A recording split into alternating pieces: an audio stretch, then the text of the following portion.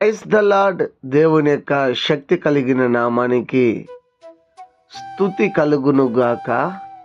ఈరోజు దేవుని యొక్క వాగ్దానము రోమీయులకు రాసిన పత్రిక 8వ అధ్యాయము 28వ వచనము. దేవుని ప్రేమించు వారికి అనగా ఆయన సంకల్పము చెప్పున పిలువబడిన వారికి మేలు కలుగుటకై సమస్తమును సమకూడి జరుగుచున్నవని ఎరుగుదము అని ఇక్కడ రాయబడి ఉంటున్నది.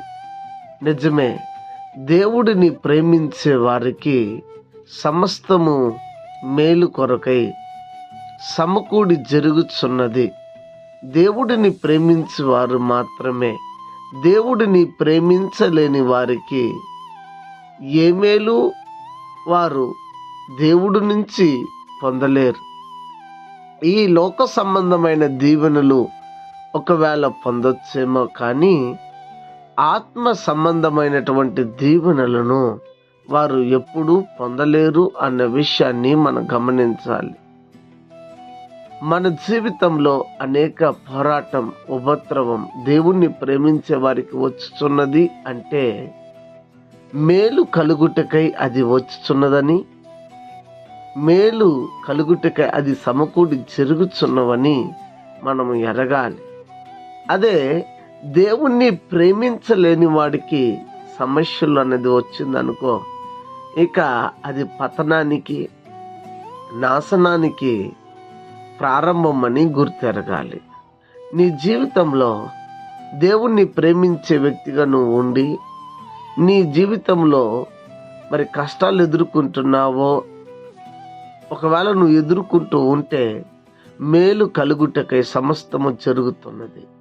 నువ్వు దేవుణ్ణి ప్రేమించకుండా నీ జీవితంలో కష్టాన్ని ఎదుర్కొంటూ ఉంటే పతనానికి నువ్వు సిద్ధపడుతున్నావని అర్థం.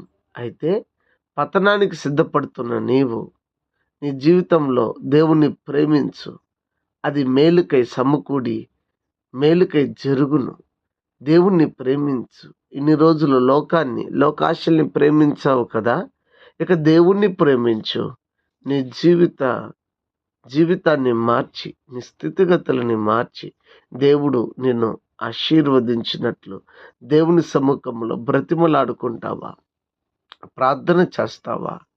అయితే మేలు, దేవుణ్ణి ప్రేమించేవారు నీ జీవితంలో ఎదురవుతున్న కష్టాన్ని బట్టి కృంగిపోకుండా నాకు మేలు కొరకే అని చెప్పి ధైర్యంతో ఇక ఈ దినాన్ని లేదా ముందున్న దినాన్ని కొనసాగుదామా? ధైర్యంగా ముందుకు వెళ్దామా? ప్రార్థన చేద్దాం. ప్రార్థన. పరిశుద్ధుడా, ఈ ఉదయకాల సమయం మందు మీరు మాతో మాట్లాడారు, అందులో బట్టి స్తోత్రాలు. నిన్ను ప్రేమించే వారికి సమస్తము మేలు కొరకై సమకూడి జరుగుచున్నవని ఎరుగుదమని అని రాయబడి ఉన్న లేఖన భాగము. నిన్ను ప్రేమించే వారికి సమస్తాన్ని మేలుతో నింపండి ప్రభువా.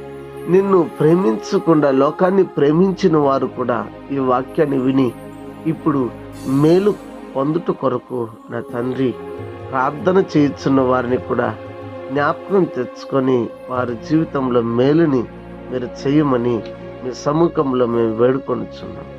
మీరు కార్యములను జరిపించండి, దీవించండి, ఆశీర్వదించండి. అనారోగ్యం చేత ఉన్న వారికి ఆరోగ్యము, ఆర్థిక ఇబ్బందులో ఉన్న వారికి విడుదల, రక్షణ లేని వారికి రక్షణ ఇచ్చి ప్రతి వారిని మీ రాకడ కోసం సిద్ధపరచమని క్రీస్తు పేరిట వేడుకొని ఉన్నాము తండ్రి. ఆమేన్. God bless you. దేవుడు మిమ్మల్ని దీవించి ఆశీర్వదించును గాక. ఆమేన్.